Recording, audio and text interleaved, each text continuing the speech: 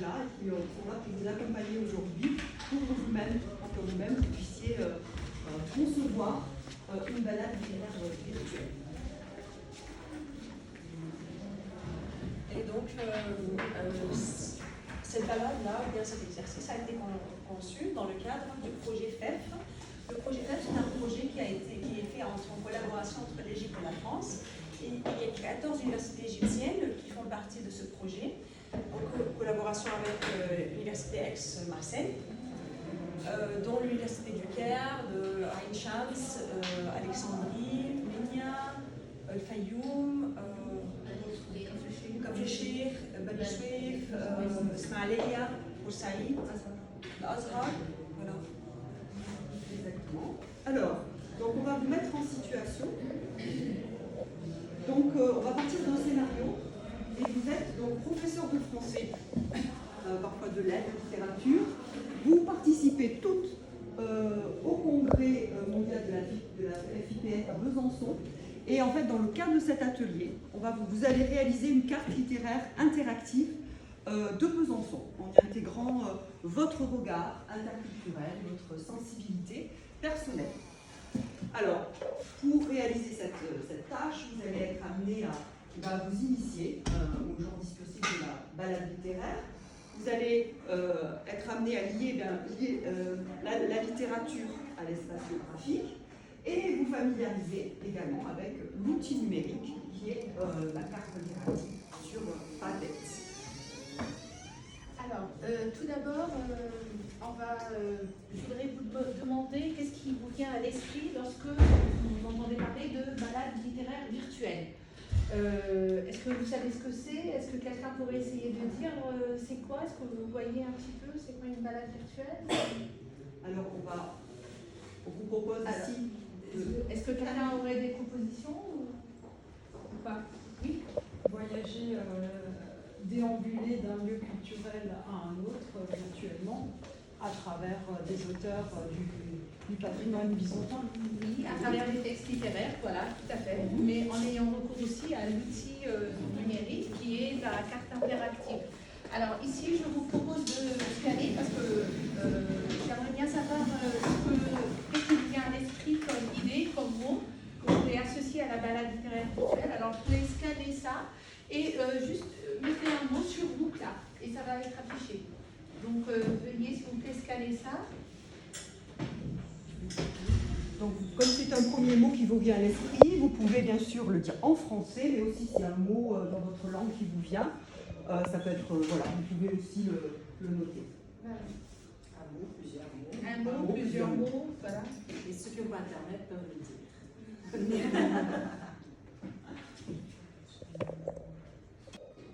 Est-ce qu'il y a d'autres propositions?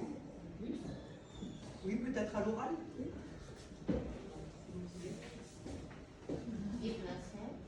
Déplacement. Oui, voilà, déplacement.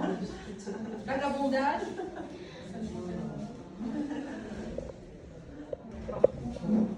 Parcours. Oui, d'accord.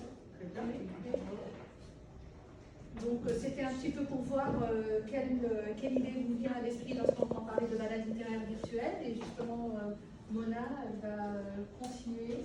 Alors, dans le cadre de cet atelier, vous allez expérimenter. Donc, on va vous proposer des activités que nous avons fait avec nos étudiants dans différents contextes. Et vous allez donc vous-même expérimenter ces activités et avoir un regard réflexif sur ce que vous proposez. Voilà, effectivement. Donc, vous allez réaliser en fait la tâche finale. Vous allez petit à petit créer vous-même une carte interactive pour savoir par la suite créer cette carte à vos étudiants dans le cours. Et on va commencer par une petite activité de mise en route. Donc, je vais vous poser des petites questions comme ça, des phrases avec des petits points, et vous me répondez tout de suite le mot qui vous passe par la tête. Vous ne réfléchissez pas. Donc, si ma ville était une chanson, ce serait Un vacarme. un vacarme. Allez-y. Tout de suite, ne réfléchissez pas. Qu'est-ce qui vous passe par l'esprit tout de suite? Une chanson. Peut-être le deuxième. Comme ça, D'accord. ça va Si ma décaler. ville était un lieu, ce serait La tour de Babel. Une prairie. une prairie. D'accord. Peut-être au fond? Des propositions? D'accord. Si ma ville était un plat, ce serait Cochelle.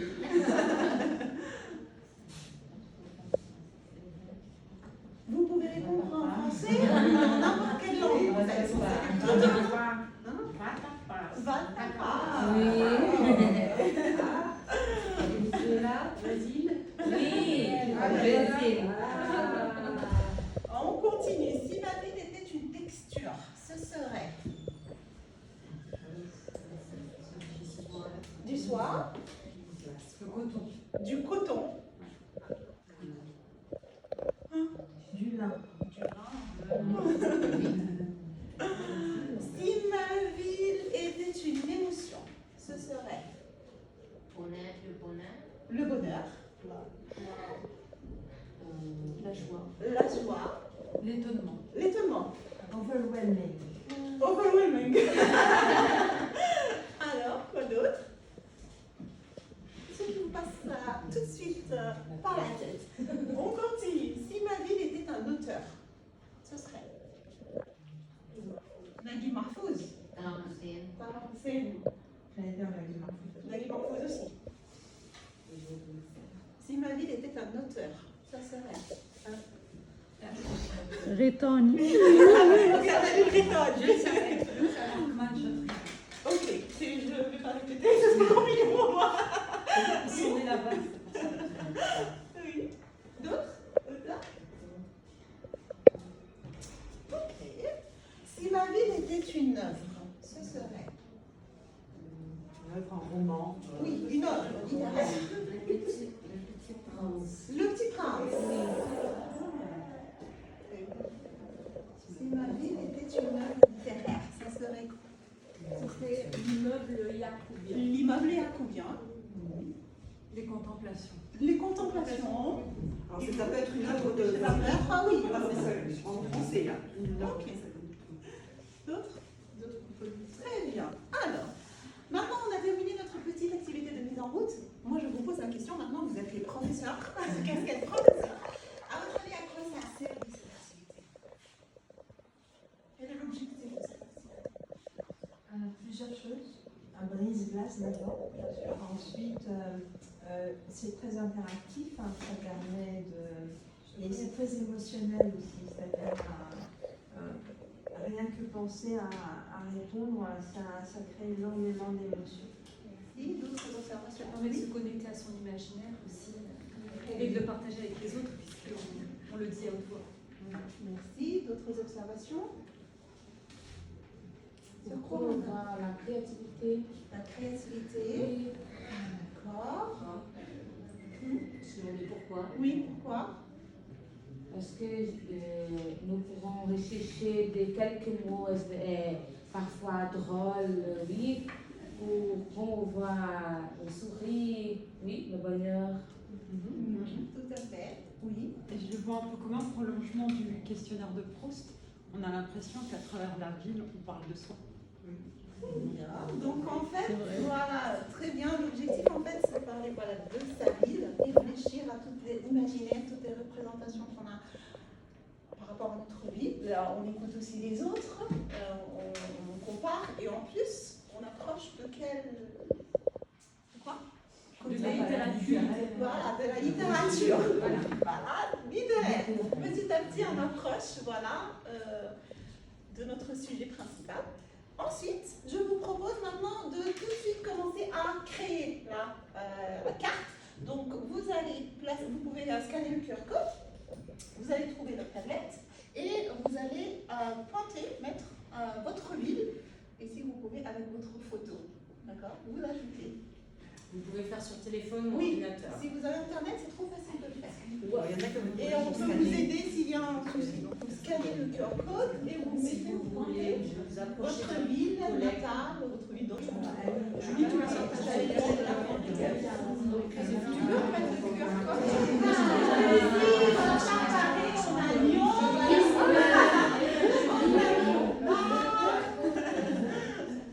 Il y a aussi celle de. tout ça, c'est là. Regardez, ça, c'est besoin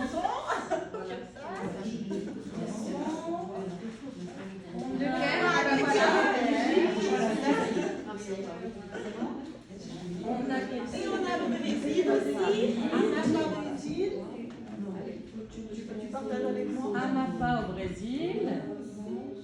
Ah bah voilà. Bravo. On peut partir en cette balade de No, Vous voyez, ce n'est pas difficile en fait. Alors, est-ce que tu peux partager Il y avait aussi. C'est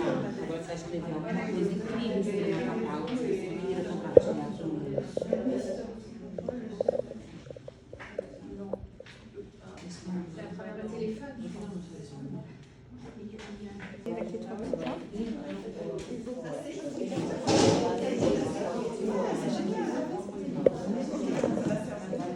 Très bien. Nadia, alors on enchaîne. Donc, vous avez parlé de votre ville, vous avez pu placer sur le Padlet, en fait, votre ville avec une photo. Le dernier groupe va le faire par encadré. Et maintenant, donc, on va voir comment on peut préparer une balade littéraire. Je laisse la parole à Nathalie. Donc, pour concevoir une balade littéraire, il y a plusieurs façons de le faire. Et tout d'abord, on doit penser à organiser un thème autour duquel on va faire la balade. Nous avons plusieurs entrées, plusieurs façons d'envisager, d'organiser cette idée de balade littéraire. Tout d'abord, on peut commencer par l'entrée par auteur. C'est-à-dire, on peut choisir un auteur autour duquel on va faire la balade. Les lieux dans lesquels, par exemple, il a vécu, les lieux qu'il a visités. Hein. Et donc, on commence à choisir des textes qui évoquent ces parties-là de la vie de l'auteur ou bien de ses souvenirs. Et à partir de là, on peut concevoir, on peut construire notre balade. Une autre option pour concevoir la balade, nous avons l'entrée thématique. Donc, on choisit un thème autour duquel on va faire notre balade. Soit, par exemple, l'exemple que nous, on a fait dans le cadre de cette balade, on a fait la découverte de Marseille au travers de figures féminines, historiques ou fictionnelles, par exemple. Nous avons également en Égypte fait la découverte des mosquées du Caire à travers les yeux des voyageurs francophones. Et là, nous avons eu recours au récit de voyage. À travers ces récits de voyage, nous avons pu choisir une thématique qui était les mosquées et on a pu concevoir notre balade thématique. Il y a également entrée par œuvre. Découvrir Marseille à travers l'œuvre, par exemple, d'Alexandre Dumas. On peut découvrir, par exemple, le Caire à travers l'œuvre de Naguib Mahfouz, de Gamel Torni. Et donc, c'est une façon de concevoir, d'avoir un thème autour duquel on peut construire notre balade. Il y a également l'entrée par lieu, c'est-à-dire on peut choisir des lieux et non pas une thématique pour concevoir une balade.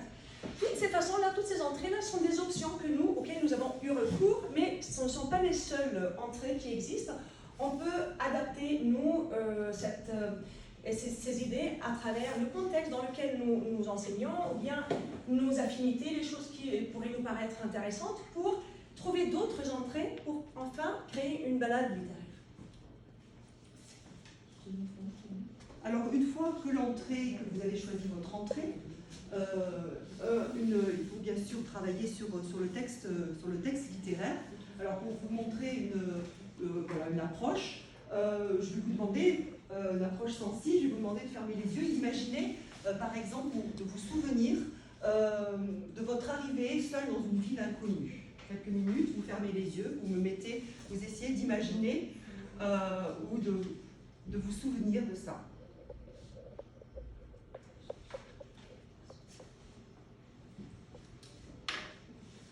Je vais maintenant vous lire un extrait. Je me rappelle mon arrivée à Marseille comme si elle avait marqué dans mon histoire un tournant absolument neuf. J'avais laissé ma valise à la consigne et je m'immobilisais en haut des grands escaliers. Marseille, me dis-je. Sous le ciel bleu, des tuiles ensoleillées, des trous d'ombre, des platanes couleur d'automne, au loin des collines et le bleu de la mer. Une rumeur montée de la ville avec une odeur d'herbe brûlée et des gens allaient, venaient, au creux des rues noires de Marseille. Marseille. Alors, à partir de cet extrait, est-ce que vous pouvez, avec la personne qui est à côté de vous, échanger un petit peu sur vous, ce qu'a évoqué ce texte et ce que vous avez pensé à votre première arrivée, peut-être échanger entre vos ressentis. Alors, où est-ce que c'était? Quelle était votre arrivée? Alors, vous vous souvenez un petit peu? Je voulais dire par exemple l'écriture de la première année. Oui. C'est ce qui est ressenti un petit peu comme dans le texte de Beauvoir aussi. D'accord. Alors, J'étais pas seule. C'était pas ma première année. le premier pas, d'accord. Oui. Une autre? Vous vous souvenez un petit peu de d'une arrivée? Première arrivée. La première arrivée, est-ce qu'elle est identique à celle du texte que je vous ai lu? Enthousiasmant. Oui. Enthousiasmant. Oui. D'accord. Première arrivée, des premières arrivées. Le côté un peu répétitif aussi, où on ne sait pas trop où on va, on regarde à nouveau, et dans le texte c'était un peu la même chose aussi. Oui. Sylvia, vous voulez partager quelque chose? Plus ou moins la même chose. Je me retrouvais seule, un peu perdue. Et je suis en train de regarder un peu tout. Et c'était dans quelle ville? Pour l'Espagne aussi. D'accord. Ah oui. C'était en Espagne.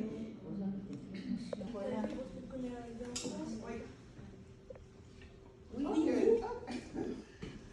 Oui, c'est la première fois que je viens en France et à mon arrivée à Paris, j'étais excitée de voir Paris parce que je l'ai lu dans le livre et tout ça.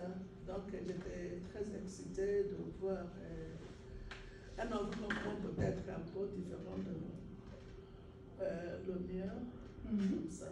Vous venez d'où? Je viens du Nigeria, de l'Afrique de l'Ouest.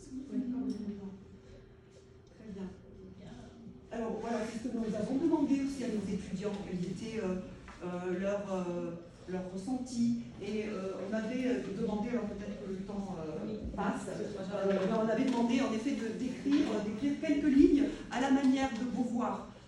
Par exemple, là, moi, je vous ai lu le premier paragraphe, mais à la fin, en fait, et ça correspond à une balade littéraire des femmes que nous avons fait à Marseille le 8 mars pour le jour de la journée de la femme. C'était, voilà, je me mis à descendre de l'escalier, je m'arrêtais à chaque marche, mis par ces maisons. Et là, tous les étudiants sont vraiment descendus, ont vécu un petit peu ceci. Et là, effectivement, on demande aux étudiants d'écrire quelque chose à la manière, voilà, pour décrire leur première arrivée que vous avez fait. Et là aussi, on travaille là, bien sûr, la compétence de la production écrite, et on demande aux apprenants, ils peuvent le faire, bien sûr, quel que soit leur niveau et quelle que soit la langue, leur liberté, de choisir la langue de leur choix et d'ajouter le texte sur le papier aussi. Voilà, de partir de leur production pour revenir après sur le texte, la description, c'est une source aussi de motivation. Voilà, c'est un exemple d'analyse de texte. Alors bon, vous n'oubliez pas créer votre balade, continuer votre balade littéraire. Donc vous allez commencer par noter pointer votre ville d'origine.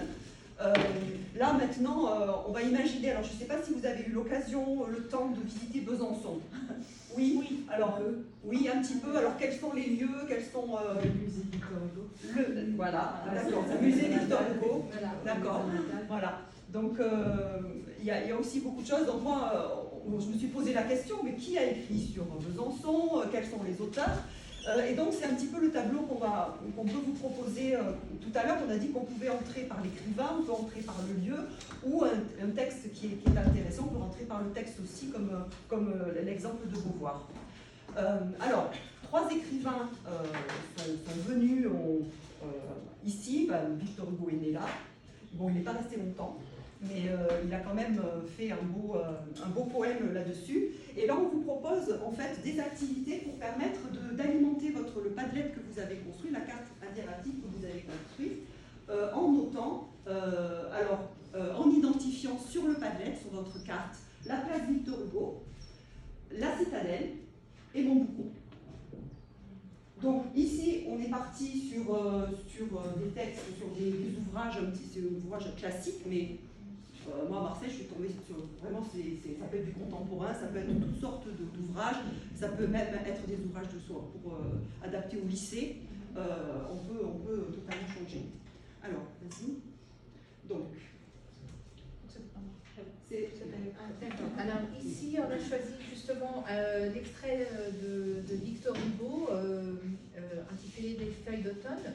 Et justement, je vais vous inviter à faire une lecture expressive de cet extrait en variant le rythme, l'intonation et le volume. Et vous pouvez vous enregistrer, d'accord, enregistrer votre lecture de cet extrait et justement la poster sur la carte interactive que nous avons déjà.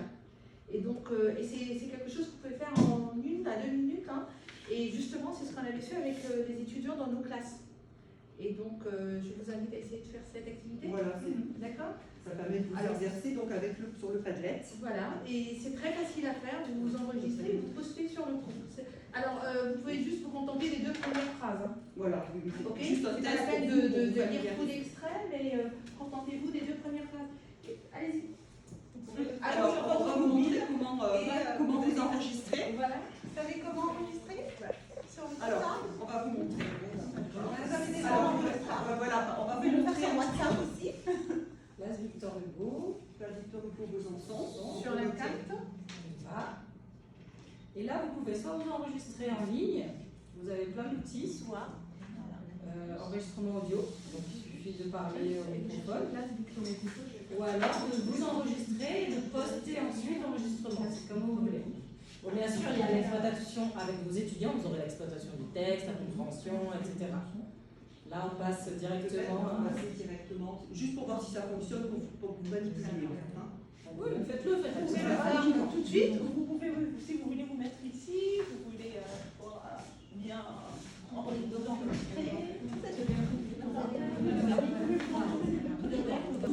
Alors, très bien.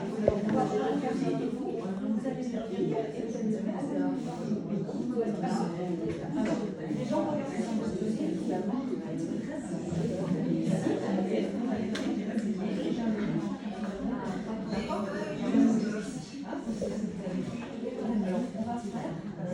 Merci. Je prends au hasard.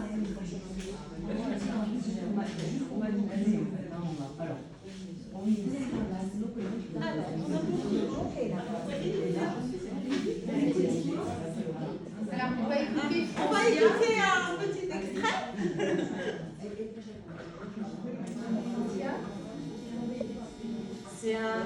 On va dire que vous êtes un volontaire désigné.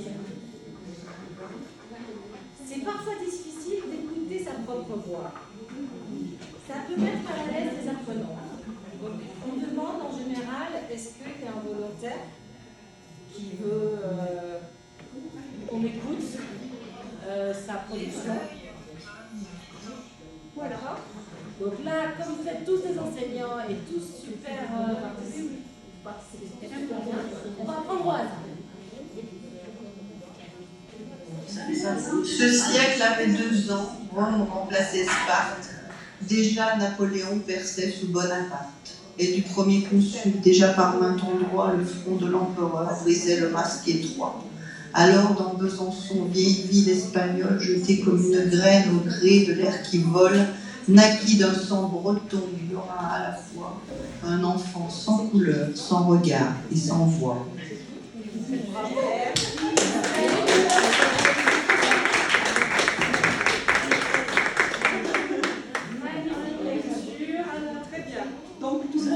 Ce siècle avait 2 ans. L'ordi a tellement aimé que... Alors, continue. Ce siècle avait 2 ans. Désolée. Voilà. Donc chacune, vous avez manipulé. Hein, donc vous avez vu, c'est assez simple et les étudiants aiment bien faire ça aussi, de s'entendre, etc. Et là, après, vous pouvez rajouter une image, votre propre photo, etc. Une vidéo. Une vidéo. On peut construire, on peut construire sur des activités. Hein. Et c'est là que la créativité. Voilà, c'est leur laisser vraiment. Et différentes compétences en fait. Effectivement, donc vous pouvez dire aux apprenants de lire un texte ou de choisir eux-mêmes un texte ou d'exprimer leurs émotions à propos d'un livre ou d'un texte. Donc voilà, leur donner la liberté, mais procéder à cette activité solution orale. Voilà. Très bien. Alors justement, une autre activité qu'on peut vous proposer à partir cette fois de Stendhal, le rouge et le noir, qui, donc j'ai trouvé un extrait qui parle justement de la citadelle de Besançon, que peut-être vous avez déjà visité, je ne sais pas, ou pas encore. En tout cas, l'idée, donc, à partir de ce texte, c'est de chercher une image représentative de cet extrait et de la placer dans la carte. Donc, cette fois, vous allez chercher sur votre palette, sur la ville de Besançon, la citadelle, et vous allez chercher une image, voilà, et la mettre, et la placer dans la carte. Nous, par exemple, lors de notre balade littéraire, on a demandé aux apprenants de prendre des photos sur place. C'était eux qui allaient prendre les photos sur place pour ensuite les mettre sur les textes ou bien sur tablette. Ou même des vidéos. Ils ont réalisé des vidéos d'eux-mêmes pendant leur visite et ils ont posté ça avec de la musique. Et en fait, ils sont très créatifs, ils sont beaucoup plus créatifs que nous. Et en plus, ils ont l'habitude de manier ces outils-là qu'ils maîtrisent beaucoup mieux que nous, d'ailleurs. Et en fait, ça ne se limite pas à ça. On pourrait vous leur demander de mettre une affiche d'un film, une bande-annonce, une chanson. Donc voilà, il y a tellement de possibilités de choix que vous pouvez laisser aussi libre cours à vos étudiants. Ils peuvent eux-mêmes vous surprendre avec leur créativité. Nous, on a même eu des dessins. Oui, on a eu des dessins aussi. L'idée, là on vous présente un peu l'outil, la technique, une partie armée avec une démarche. Bien sûr, il y a tout l'aspect émotionnel qui passe par la littérature, par lire un texte, par partager un texte, qu'on a un peu passé aujourd'hui. On est un peu sur les différentes possibilités, mais qui est très fort en général dans la littérature. Oui, bien sûr. Et donc voilà, on vous propose cette petite activité pour aller un petit peu plus loin, chercher une image qui représente l'extrait, et la dernière. Et ensuite, vous aurez accompli la tâche de concevoir une petite carte. Allez-y. Il faut afficher le QR code dans l'écran. Non, c'est pas Non, c'est quelqu'un qui n'a pas... Comment est-ce que vous pouvez l'accès? Donc ici, important, puisque c'est une carte interactive, c'est de chercher toujours le lieu. Chercher le lieu, et le lieu, ça va être la citadelle de Besançon. C'est un extrait, pour dire qu'on a une image et on a une vidéo. Alors,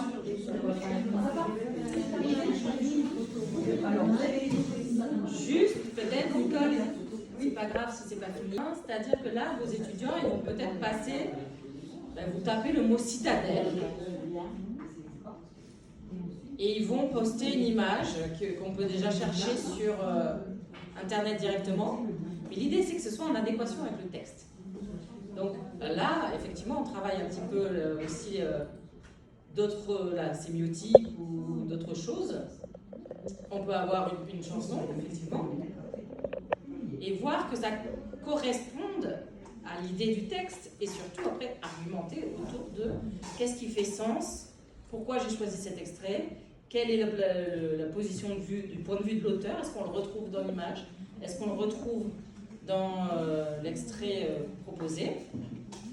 Et il y a en général des présentations, enfin des choix très différents des étudiants qui répondent aussi qui correspondent à leur sensibilité, qui correspondent à leur niveau de langue, qui correspondent parce qu'ils l'expliquent, etc., à des argumentations. Et comme ça, on rentre aussi dans la littérature, dans la géographie, dans la littérature. Normalement, on fait ça en restitution d'une balade. C'est-à-dire que c'est après. Donc, ils ont déjà des éléments du vécu, de l'extrait littéraire, et ils transposent ça avec d'autres outils.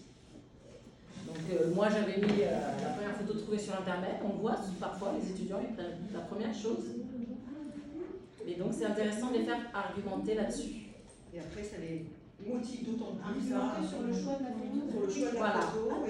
Sur qu'est-ce qui fait écho au texte. Pourquoi j'ai choisi, alors là on a un texte, vous voyez, pourquoi est-ce que vous avez choisi d'ailleurs votre photo, puisque on a tous le même texte.